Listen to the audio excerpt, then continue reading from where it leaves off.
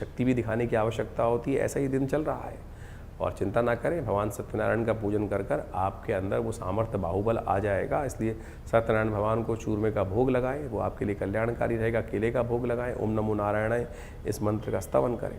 30 तारीख मंगलवार का अवसर, प्रतिपदा तिथि विद्यमान है, आषाढ़ का महीना शुरू हो गया है और बुध इस दिन वक्र स्थिति में जा रहे हैं। और ये बुध का वक्री होना आपकी राशि के दृष्टिकोण से कहीं ना कहीं आपके लिए वही युक्ति उत्पन्न कर रहा है कि जो कहीं ना कहीं बहुत लाभ की स्थिति हो सकती है। जो चीज़ें आपको कुछ ना कुछ थोड़ी सी ऐसी स्थिति दिखाई दे रही थी, मैं कैसे कह दूँ, सामने वाला संकोच में आप बहुत परेशान हो रहे थे, और अब वो बुद्धि का वो रास्ता खुलता दिखाई दे रहा है कि जहाँ वो संकोच को त्याग कर कर आप अपने लाभ के लिए सही मार्ग अपनाते दिखाई दे रहे हैं। बुद्ध का वक्री होना बाकी लोगों के लिए परेशानकारी हो सकता है, लेकिन आपके लिए कहीं ना कहीं ये कल्याण का योग बनाता दिखाई दे रहा है। कहीं ना कहीं आपके लिए सही मार्ग बनाता दिखाई दे रहा है, लाभ का रास्ता खुलता दिखाई दे रहा है। तो इसका लाभ आप लेने का प्रयास करें। जो आपकी बुद्धि थी कहीं ना कहीं थोड़ी सी चाणक्य नीति की तरफ नहीं जा रही थी, बुद्ध के वक्री होने से वो कहीं ना कहीं चाणक्य नीति की तरफ इस्तेमाल करने की योग्यता आपके अंदर उत्पन्न करती दिखाई दे रही। चाणक्य नीति सबके अंदर होती है, कई उसका उपयोग करते हैं, कई उपयोग नहीं करते हैं, लेकिन ये ग्रहों का परिवर्तन जो है वो इस वक्त आपकी राशि के दृष्टिकोण से ऐसा योग बना रहा है। तो थोड़ा सा बुद्ध को शक्ति देने का प्रयास करें। हरी चीज़ों का दान करना इन दिनों, या मूंग की साबुत दाल का दान करना, चिड़ियाओं को दाल देना, वो कहीं ना कहीं आपके लिए बड़ा सुंदर रहेगा। तो इस प्रकार से ग्रह गणनाओं का प्रभाव आपने दिन पर दिन किस प्रकार का रहेगा अपनी राशि के अनुसार से जान लिया। लेकिन एक बात समझें, जीवन में समस्या है तो निदान भी है, और निदान भारतीय संस्कृति में हर तिथि में कहीं ना कहीं कुछ अद्भुत रूप से छिपा होता है। इस जेठ के महीने में 10वीं तिथि को एक बहुत सुंदर योग बनता है, जिसके अंदर गंगा दशहरा के रूप में भी जाना जाता है, और साथ साथ उस दिन बटुक भैरव जयंती के रूप में उस दिन को जाना जाता है। जैसा हमने आपको बताया अभी बटुक भैरव जयंती के बारे में, सत्य माने बटुक भैरव जयंती एक ऐसा अद्भुत दिवस है कि जिस जीवन में हम आमतौर पे भैरव का नाम सुनते ही लोगों के मनोमस्तिष्क में एक बड़ी भयावह सी आकृति आती है, और उसके संबंध में लोगों ने कई कथा विचित्र तौर पे काल भैरव के रूप में उपस्थित कर रखी हैं। रुद्र भैरव, रुरु भैरव, चंड भैरव, इस प्रकार से अनेक भैरवों के स्वरूप बताए गए शास्त्र के अनुसार से। लेकिन ये भैरव जयंती जो है वो बटुक भैरव जयंती है। ये बटुक भैरव जयंती वो जयंती है कि जिसके अंदर अभिलाषा अष्टक का पाठ कर कर एक ब्राह्मण ने भगवान शिव से प्रार्थना कर कर एक संतान को प्राप्त किया था। और कहा जाता है कि इस ज्येष्ठ मास की 10वीं के दिन में साक्षात शिवलिंग से 8 वर्ष के बालक के रूप में भगवान बटुक भैरव जी की उत्पत्ति हुई। और ये बटुक भैरव भगवान जो है समस्त अनिष्टों को जीवन में के जो है वो समाप्त करने वाले हैं, भयों को दूर करने वाले हैं। इनके अद्भुत मंत्र शास्त्र में विद्यमान है, अद्भुत प्रार्थनाएं शास्त्र के अंदर विद्यमान है। उन प्रार्थनाओं को कर लेने से कैसे भी किसी प्रकार के निकृष्ट जो उपाय जो विशेष तौर पर प्रयोग होते हैं, किसी पे कोई जादू कर दिया, किसी पे नज़र लग गई, किसी पे कोई दिक्कत हो गई, समस्त ऐसे कर्मों से निवृत्ति प्राप्त करने के लिए बटुक भैरव भगवान अद्भुत रूप से रक्षा प्रदान करने के सुयोग बनाते हैं। तो आप इस दिन अवश्य उनके निमित्त पाठ करें, भगवान का स्तवन करें। तो ऐसे कई प्रकार के जो उत्सव आपके इस जो जून के अंतिम काल में आने वाले हैं, उसमें सब के सब अपने आप में एक अद्भुत जो कथा को लिखे उपस्थित हो रहे हैं। शनि प्रदोष, ये एक ऐसा दोष जो है प्रदोष है, यानी त्रयोदशी और शनिवार का योग बन जाए। आमतौर पे शनि को मनाओ सदा सुख पाओ, शास्त्र के अंदर लोग इस बात को समझाते ही आए हैं, और अनादिकाल से इस बात की कथाएं चलती हैं कि आपके जीवन में जो घटनाक्रम होती हैं, जो कर्म हम करते हैं, उसके अनुसार से हमारे जीवन में कष्ट या सुख प्राप्त करने के योग बनते हैं। यदि शुभ कर्म हो जाए तो जीवन में कष्ट दूर हो जाते हैं, शुभ आगमन हो जाता है, आनंद के योग बन जाते हैं। वहीं कहीं ना कहीं मनसा वाचा कर्मणा, कहीं ना कहीं किसी व्यक्ति से कुछ गलत कर्म हो गए तो उसका भोगना, दंड भी भोगना व्यक्ति जीव को ही पड़ता है।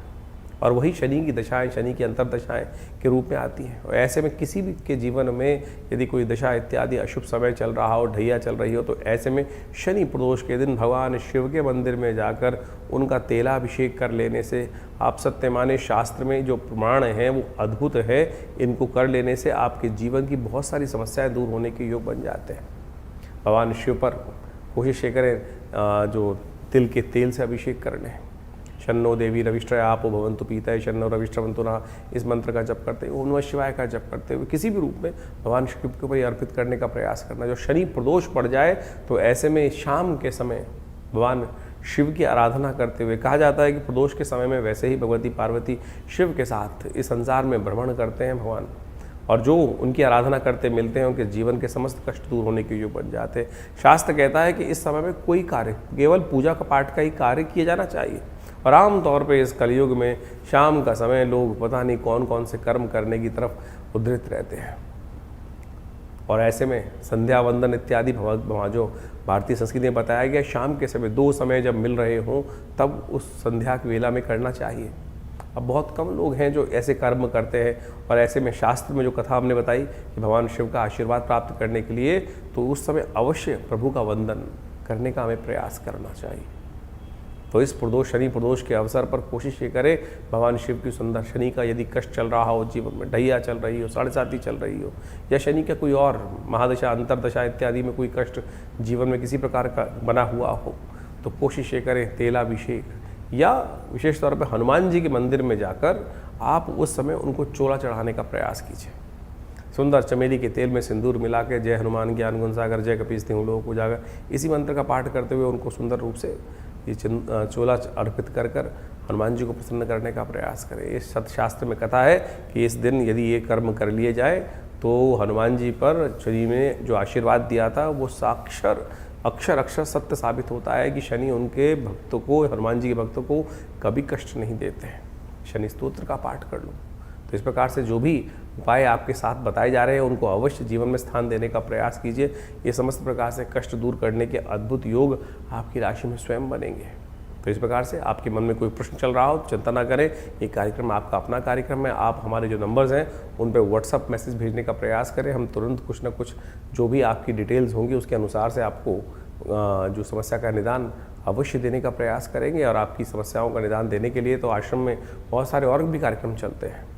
हर रविवार को कोई ना कोई बड़ा कार्यक्रम रहता ही है, जो सुबह नित्यपति, जैसे तो आश्रम पर नित्यपति 8 घंटे यज्ञ होता है, रविवार के दिन सुबह करीब 8 बजे से लेकर 10 बजे तक, 11 बजे तक सुंदर कार्यक्रम चलता है। उसमें यज्ञ, आपके प्रश्नों का निदान देने के लिए साक्षात आपसे मिलना, बातचीत करना एक व्यवस्था रहती है।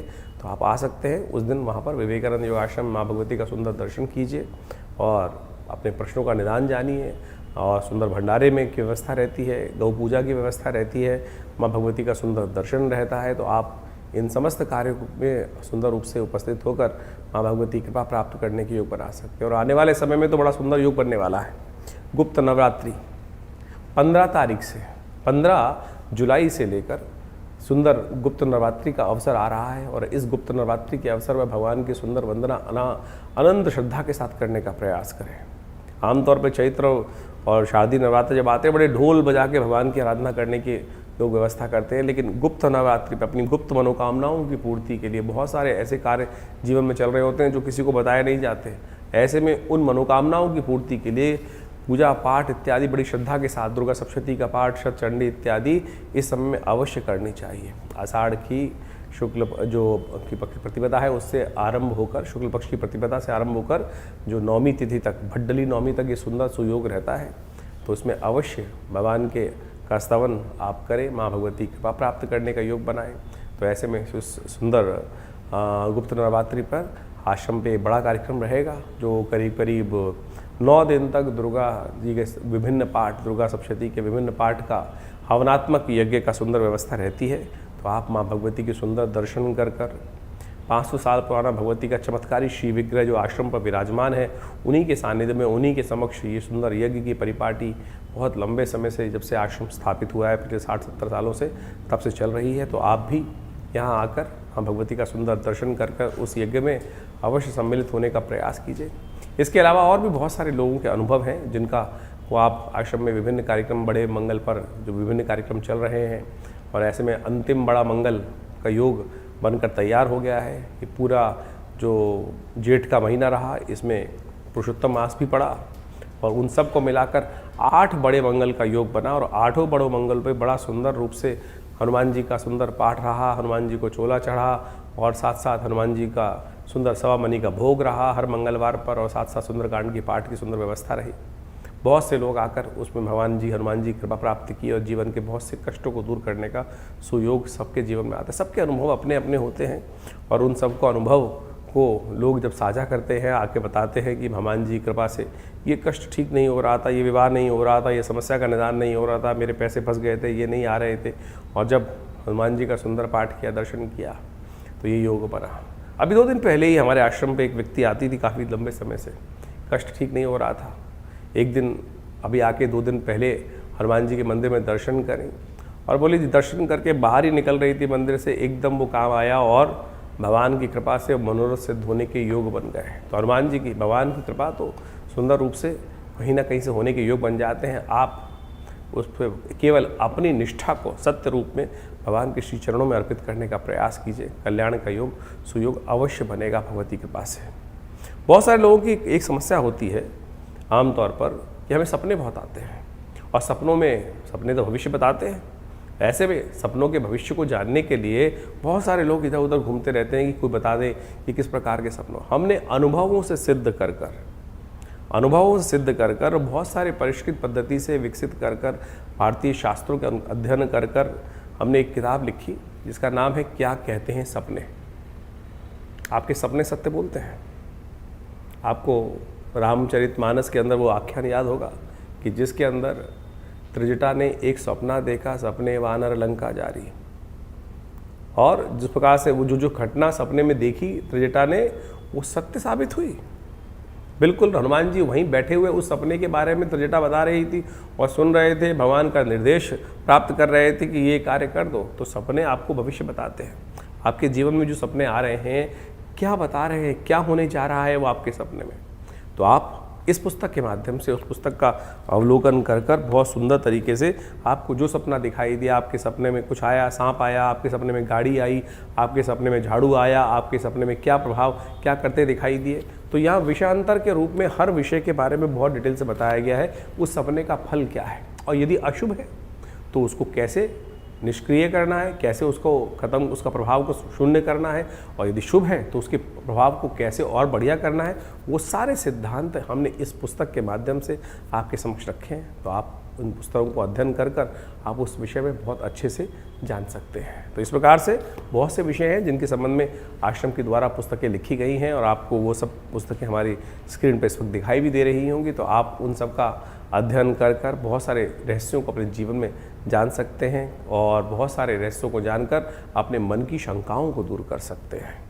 विवेकानंद योगाश्रम पिछले करीब 17 सालों से इसी पराविद्याओं के क्षेत्र में कार्य कर रहा है। हॉस्पिटल बनाया हुआ एक बहुत बड़ा योगा प्राकृतिक चिकित्सा आयुर्वेद का हॉस्पिटल है। वहाँ भी भारत सरकार के पैनल पर यह हॉस्पिटल है, दिल्ली सरकार के पैनल पे हॉस्पिटल है, और बहुत सारी संस्थाओं के माध्यम से इंश्योरेंस के पैनल्स पे ये हॉस्पिटल कार्य कर रहा है। तो आप सब अपनी चिकित्साओं, विभिन्न बीमारियों को दूर करने की, दवा और दुआ का एक साथ सुंदर मेल है।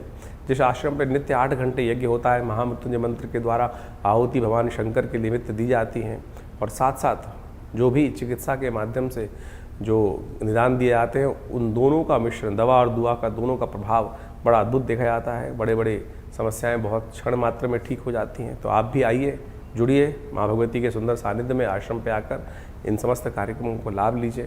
धन्यवाद।